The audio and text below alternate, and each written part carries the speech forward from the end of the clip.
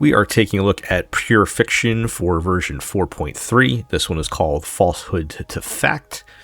We'll take a look at the grit mechanics and the grit effects, talk about the bosses, the buffs, the teams, and do a little demo. So let's get into it. We'll start with the grit mechanics, debuff application. When an ally target inflicts a debuff on an enemy target, ally additionally accumulates 1 grit and can be triggered up to 10 times per enemy target. So applying debuffs is obviously a thing for Dot, who will probably benefit the most from this since they can apply debuffs very quickly. But keep in mind, we're still, as of recording, on the Blade banner. So Mortonak's Blade makes everybody debuff all the time, so he's good for that. But what's really cool is there is a buff available for any team that will turn all your attacks into debuffs anyway. So really, this just works for everybody. But Dot, I think, will get a little extra benefit out of it in terms of accumulating grit and whatnot. As for the grit effects, Concordant Truce, so decrease enemy target effect res by 30%, and increase is damage taken by enemy targets afflicted with 4 or more debuffs by 20%. So this is definitely for Dot, since they're kind of the only ones that really care about effect res. The boss, or the buff that I was talking about, will also kind of be affected by this. And they're also going to be the ones that are going to be able to afflict the most Dot types, so it's kind of helping Dot out a bit there. As far as the Surging Grit effect, upon entering Surging Grit, deals a set amount of damage to enemy targets 1 time for every debuff they are inflicted with. And during Surging Grit, as usual, you get the big damage boost by 50%. And every time it's inflicted, target is inflicted with a debuff, it gains a stack of Dejection, which is going to be a unique debuff, which decreases their all-type res by 1% for 2 turns, and that can stack up to 20 times. So you can get an additional 20 all-type resistance decrease. So again, kind of continuing the debuff theme here, and again, Dot is going to be good at accumulating this quickly, but everybody will be able to benefit from this effect. So it's pretty nice. Okay.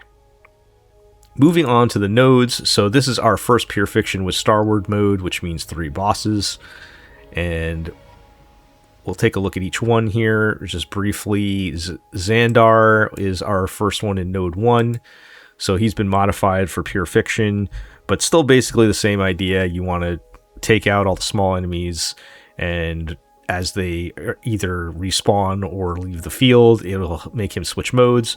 And the more Xandar switch modes, the more damage he takes. So just do what you normally do with Pure Fiction.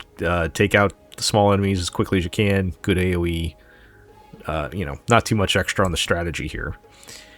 Kind of even less with the other 2 nodes. So we've got 2 old bosses with Cocolia and Kafka. And since they're old bosses, there's not really mechanically a whole lot going on. Cocolia will freeze you, which is annoying, so make sure you have Cleanse. And she also has several different elemental resistances to consider, and is resistant to being frozen herself. These are not that big a deal, but if you can work around them, it's good. You're probably going to want to use the characters that she's weak against anyway, so Fire or Lightning and Quantum. So not too much to talk about there. Kafka's even less. She does have her mind control debuff, which can be annoying, but that can just be cleansed as well. And she does have lightning resistance, not a big deal, because again, you're probably just going to be using the physical wind or imaginary elements against her. So not too much to say about the bosses in Pure Fiction. Usually the strategy is just take out as many of the small enemies as you can. Good AoE is good for Pure Fiction. Now let's talk about the buffs that we have available. So the first one is called Toccata. Increases ultimate and follow-up attack damage dealt by all ally targets by 40%. During Surging Grit, each time an enemy target is afflicted with the Dejection effect, that's that unique buff during Surging Grit, it changes to stacking 2 stacks of this effect instead. So it's doubling the stacks, and the limit is increased to 50, which means you can get a whopping 50% all-type res decrease, which is pretty nice on top of the additional 40% damage bonus that you'd be getting on your ultimate and follow-up attacks. And then as far as the grit mechanics, every time enemy target hit with allied ultimate or follow-up attacks additionally accumulates 1 grit value for allies. So if you're doing full AoE on those, that's an extra 5 grit per attack, which is also pretty nice. So obviously this is aimed at ultimate and follow-up. So this is our Mortnax Blade, either with Acheron or Ashvale is going to be the main focus of this, or any other combo. I've tried things like Saber, and it's not quite as effective. So it's mostly you'd be looking at Acheron, Ashvale, or even Blade by himself solo can take advantage of that. This is also sneaky good for Dot, because there is no actual Dot focused buff here, despite the grit mechanics all supporting it. And the reason I say that is they can pretty easily max out those 50 stacks of the dejection effect in when you're in the Surge and Grit. And if you're using Kafka, she also has a follow-up attack that can help in getting a little extra grit. But it's kind of a toss-up between this and the third buff on Dot. I kind of prefer this one a little bit, even though it's not getting a whole lot out of the ultimate and follow-up attack damage buff. The ability to get to that 50 stacks pretty quick is nice. But you could also play the third buff for Dot, just another suggestion.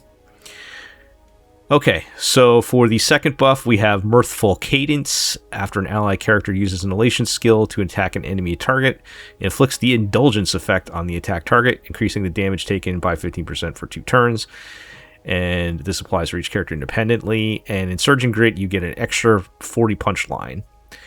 And for the grit mechanics, after an ally target uses basic or skill, they accumulate additional 3 grit.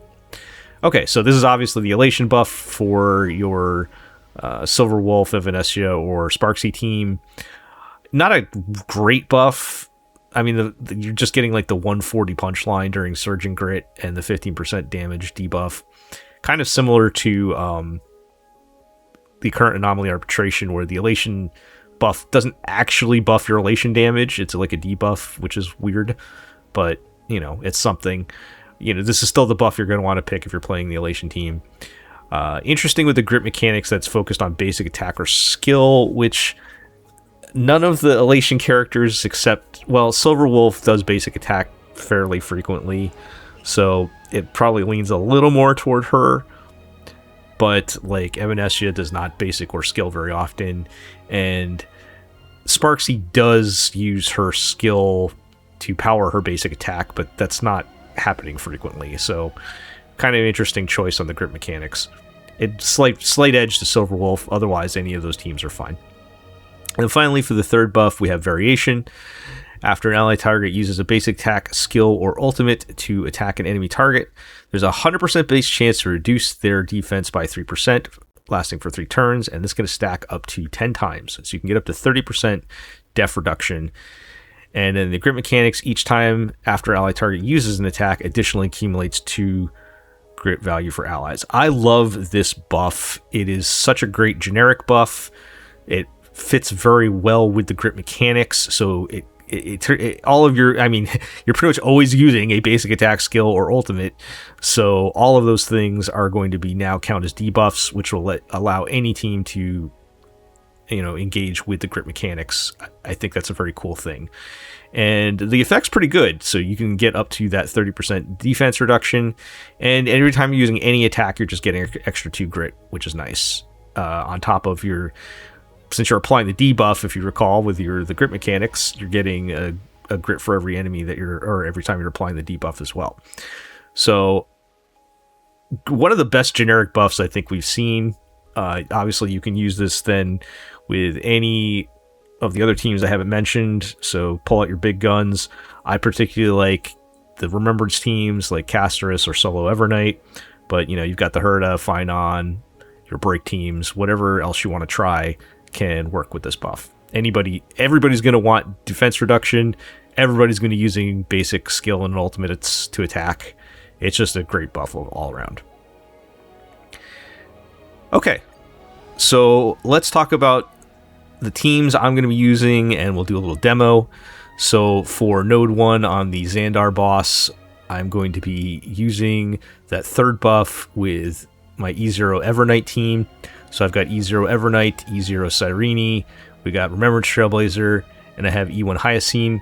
I love this team because everybody's doing damage. If we're being honest, even though Evernight is the DPS technically, Hyacine's, you're going to see doing a lot of the heavy lifting, but it's just fun having all 4 characters doing damage. So we're going to pull that team out. For node 2, I'm going to be using E2 Acheron. I say this every time. I like to use E0 characters for this demo, but let Acheron shine. She got her sort of mini buff with Blade, so we're going to use her. I do have E0 Blade, E1 Tribby, and E0 Linksha to go along with the team. I'm using Linksha because I would normally use Hyacine, but it's better to have her on the Evernight team.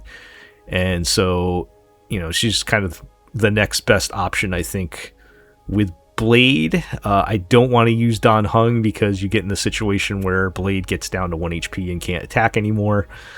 And Lynx is just, contributing extra damage and helping with the break the boss, since it's a lot of fire element in this fight. And she attacks frequently, which helps build stacks for Blade. So she's a good alternative if you're not using Hyacine. Of course, you're not getting the big HP buff that helps Blade's damage, but that's the trade-off we got to make in these kinds of modes. Okay, and then finally in node 3, along with the Elation buff, we're going to use our Elation team. And like I said, it's kind of favoring Silverwolf. So we're going to use E0 Silverwolf. I have E1 Yaoguang, E0 Sparksy, and E0 Huohuo. Okay, so that all set up. Let's get to the demos. So we've got node 1, we've got the Xandar boss. We're going to be using the Evernight team. And we've got the 3rd defense reduction buff. Let's do it. Okay, so like I said, this team is a lot of fun because everybody is doing meaningful damage. Even Cyrene and Trailblazer. And as we'll see, my E1 Hyacine is probably the real main DPS on this team. Even with Evernight here, since my Evernight is E0. Ika is hitting like a truck. Well, not yet. We'll get there. And since we've got a full Remembrance team with everybody with Memo Sprites, it helps, of course, to build Cyrene's ultimate faster. Flowers bloom for tomorrow. Trust me, we can do anything. That all said, once you do get to Cyrene's ultimate, it's a pretty mindless team to play. You're going to want to skill with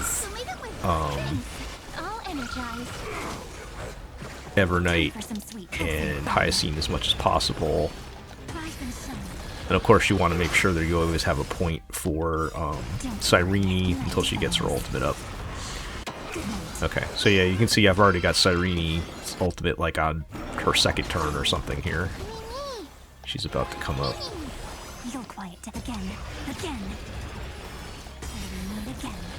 Okay, there it is. Memories waiting to be woken up by a shooting star. Remember me with love. Okay, so we're going to power up Trailblazer. And we're going to power up Evernight. Don't blink. Time. Hyacine, of course, does not need to be directly buffed. Really, the only benefit of doing that is it will give her extra energy gain for 1 turn. So if you're falling behind on getting her ultimate, you can sneak in an extra ultimate from Cyrene. But in this case, we're going to focus on Cyrene doing her own damage. Yep, so a nice cool 4 million from Hyacine there while we're in our Surging Grit. And a mere 2.9 million from Evernight. She's slacking off here.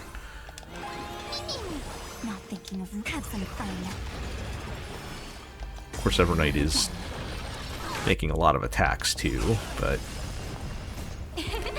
one day I'll actually do the math Or somebody can just tell me who's doing more damage. I'm pretty sure it's Hyacine. Nice 1.6 from Cyrene. This is being in sync. As we've written. Cleanse hatred with love. Another 1.4 million from Cyrene. Alright, so we're just hitting our first cycle as we're already into phase 3 here. Another 3 million from Hyacine. Oh, the numbers are going to get higher, trust me.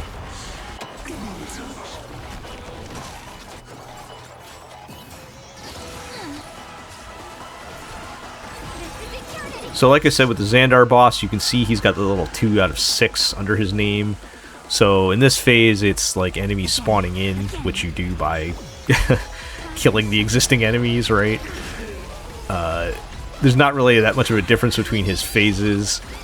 I will say one nice little thing with Evernight is it also counts when you summon a Memo Sprite. So every time she attacks, she also adds that number. So she's always great against Xandar because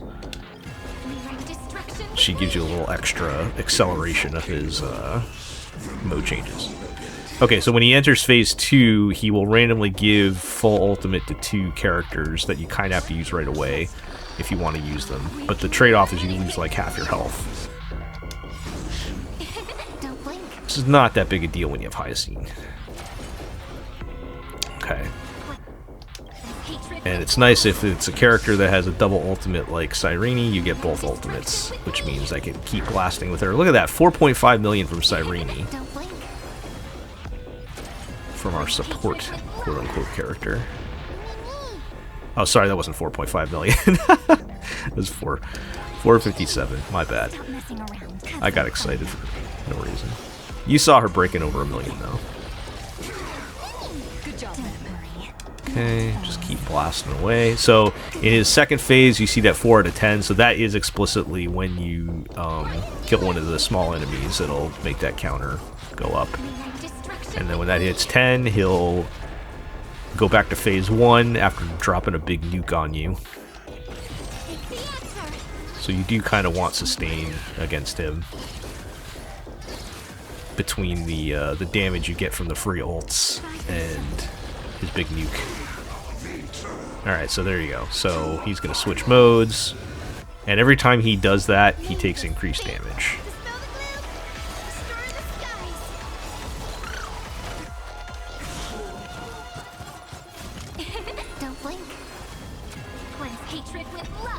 Keep blasting.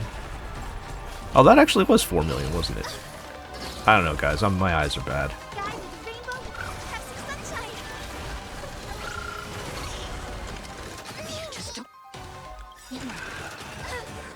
I'm wasting... It's a little bit overkill for me to use Trailblazer's ultimate there. But close enough. So I think you get something like 40-ish%.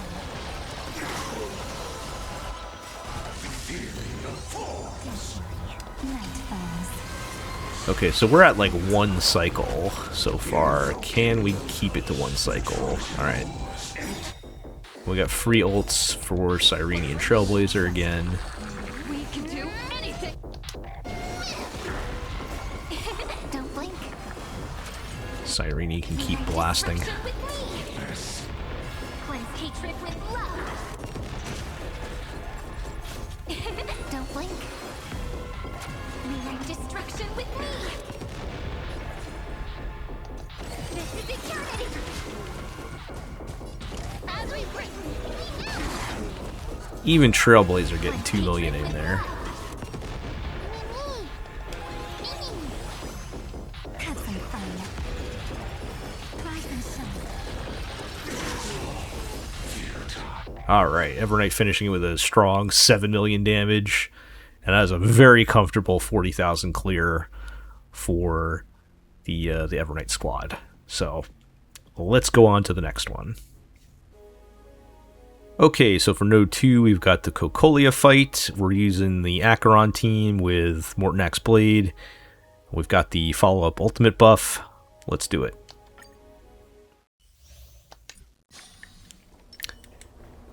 Okay, so like I said, Linksha, pretty decent option if you are not able to use Hyoscene.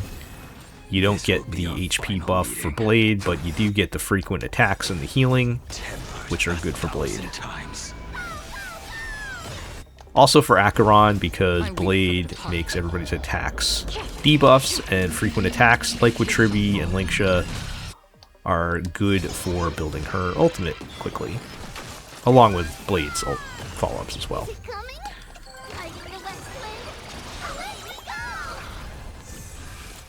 May the foul stench just be up your body and mine. Another journey begins. Destined for oblivion.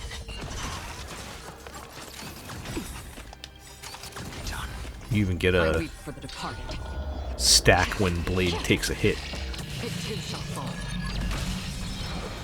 Okay, so as always with Blade, the tricky thing is kind of managing his ultimate.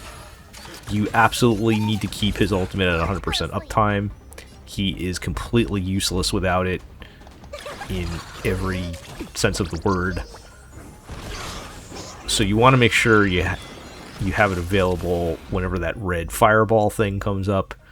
I think we're going to be good because he gets it back quickly. So if you have, so like right now he's at 8 and 9 stacks because I know he's going to get a follow-up attack before it runs out, and he has one more turn between now and when it runs out. So typically, if you can get 2 attacks in, you're going to be very close to having his ultimate again. Yeah, you can see there. You might need to take an extra hit or 2, but he does have high taunt value, so that is very viable. So what we'll do is when his next turn comes up, we'll just hold it until it runs out, and then we'll just have it to run right away. Okay, you can see the frequent attacks from Tribby and Linksha, very nice for building, and Blade, very nice for building up stacks for Acheron. We're doing even better in this one than I think we were in the first fight. We're still at 0 cycle going into phase 3 here. Okay, so I've been holding Blade's ultimate. I'm being a little cautious because he does not have another turn between. Well, I guess now he does. I probably could have used his ult, but I'm not going to risk it at this point. We're doing good. Another journey begins. I weep for the departed. It too shall fall. It's been very fun to have Acheron back as a good DPS. Is it coming? Are you the West Wind? The Mortnax Blade buff has been nice for her. I do think she could still use a Nova Flare. Particularly with her Eidolons, they're a bit weird. I think we're at the point where even her E2 is not really that great. Her E1's trash. Like, her E1 might be the worst Eidolon in the game for a limited character. This will be our final. Or in the running, at least. Okay, so I've got quite a few turns. I think we're safe to use his ult.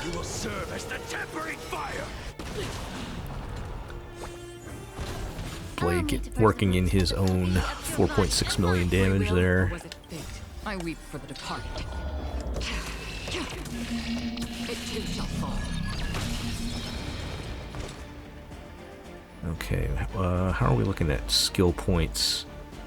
I do need to skill with Tribby, so I'm gonna basic for now. Gotta make sure you don't miss Tribby's buff when it does come up.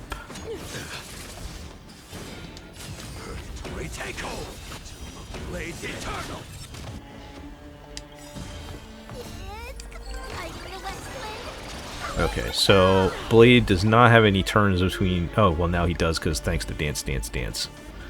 So, I'm a little hesitant to use his ult. I might be able to get away with it, because he's only at 2 of 9. I'm gonna save it. I'm being cautious. Destiny for oblivion. I weep for the departed. It too shall fall.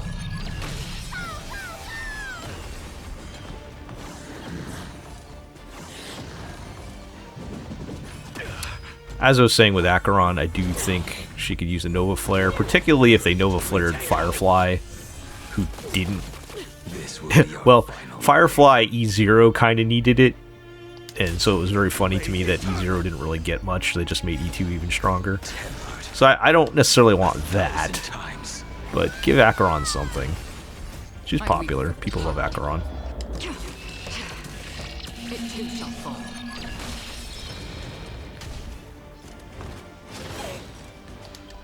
It's coming. I feel that flame. Okay, I feel like our progress has slowed down a little bit. But that's fine.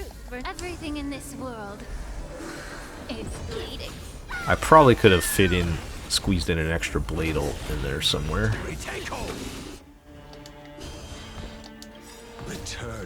Okay. Well, we still might clear before hit the last cycle here. I weep for the departed. It too shall fall. Or it'll be very close. Still waters of oblivion. Freeze to death.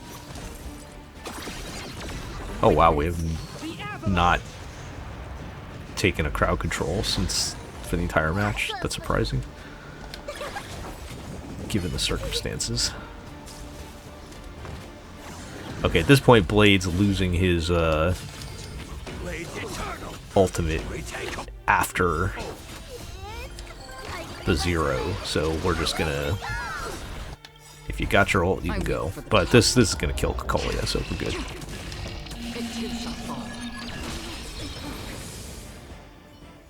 Alright.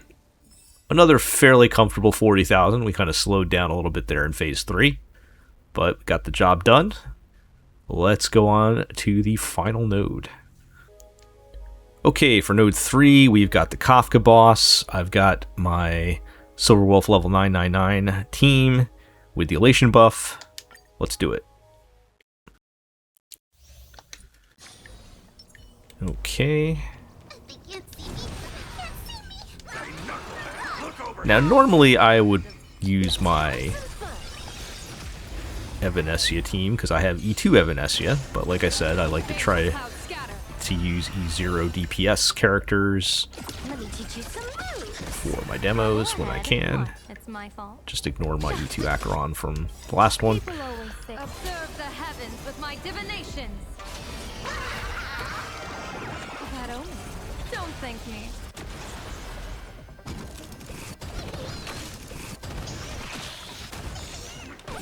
So I do have E1 Yao Guang, which is pretty nice. You get double the punchline on her ultimate, so it goes from 20 to 40. Generally, though, I wouldn't really recommend pulling it for it, though. Thank you for your help. I just happened to get it on a double, otherwise I normally would not have pulled it. Best of luck. An explosive start. Okay, so I probably could have used Silver Wolf's ultimate there before we got to the aha instant, but this is fine.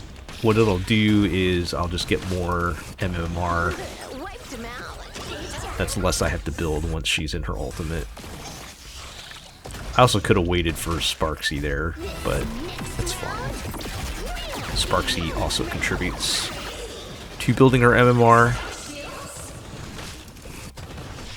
Okay, this is always good, because if you can clear a wave with Silver Wolf, you essentially get an extra attack, which is pretty cool. I don't think we're going to get it on this one.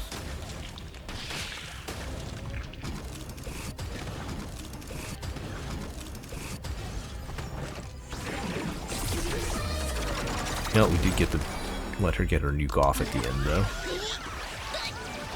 Okay, so Sparksy can get us some punchline. Get Silverwolf's MMR even higher for more damage.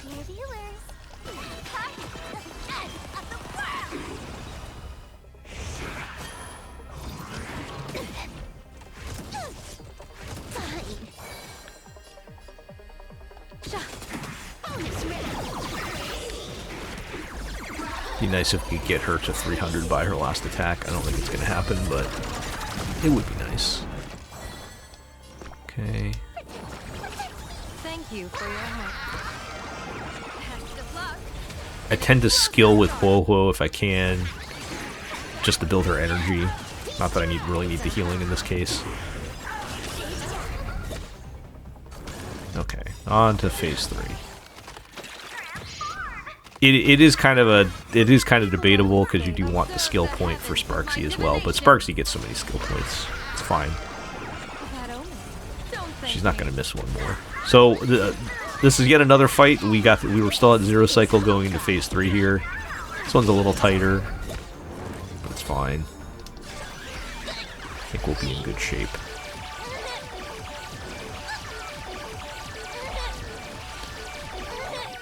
Okay.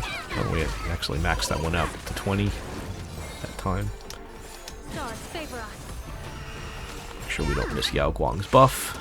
Kind of like Trivy. And we did get to 300 for the final attack here.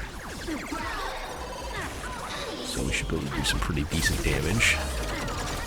Yep, 5 million damage is pretty cool. And that's not even Insurgent Grit. Would have been nice to time that, but it's difficult. Thank you for your help. Best of luck. An explosive start. All for the thrill.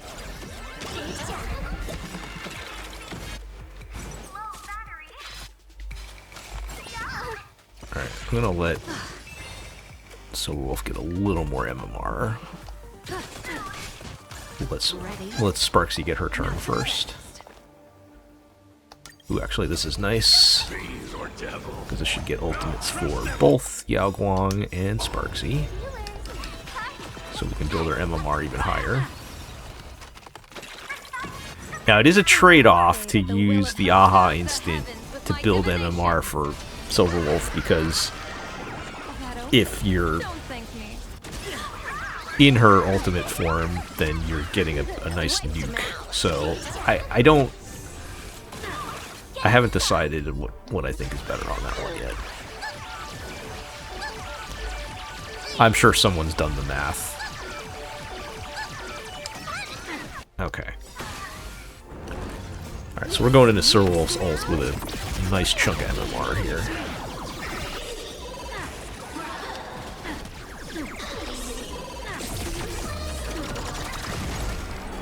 That's a lot of damage. Ready? Not so fast.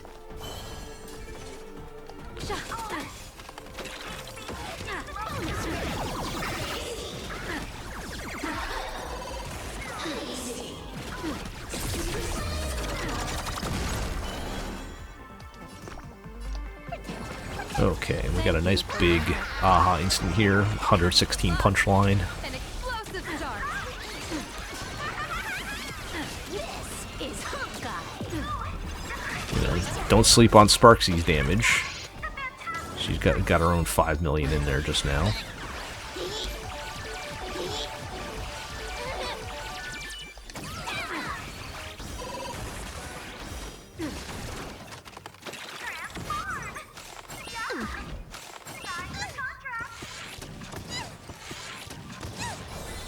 Okay, make sure we can get this buff up. Alright, I didn't get to 300 this time, but 250, 255 is pretty good. Fiends or devils, I'll crush them all.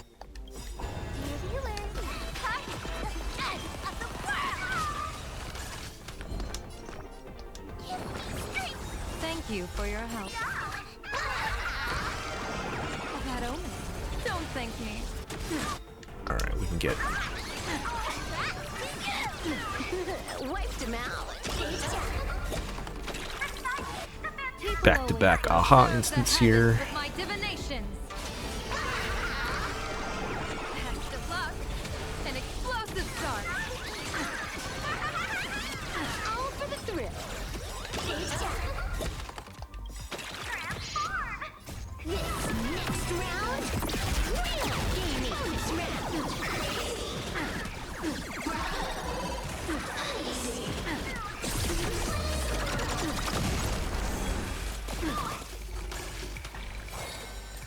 All right, we're going into our final cycle here. I think we should be pretty comfortable on getting the 40k here, but we'll see. Yeah.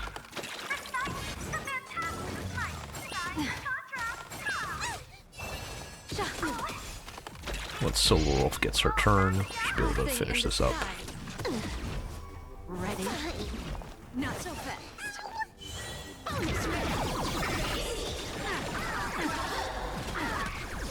If not, we should be able to get it on the aha instant, I think. Wow, it didn't do a lot of damage, actually.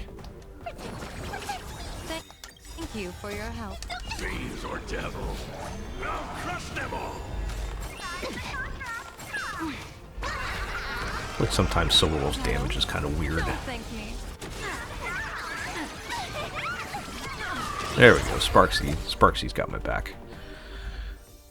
Alright, so we got Node 3 done, another 40,000. We got the perfect 120,000 points.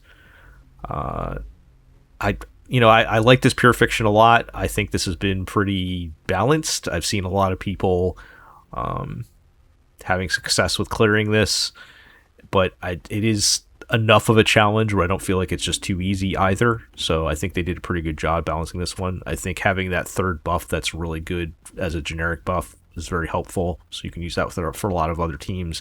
I kind of stuck to the formula on here, but you can try pretty much anybody with that third buff, which is nice. So if you are having any trouble, let me know in the comments. I'll see if I can help you out. Otherwise, I hope this was helpful, at least a little bit entertaining. If you liked it, like, comment, subscribe, all that good stuff, and we'll catch you next time. Bye.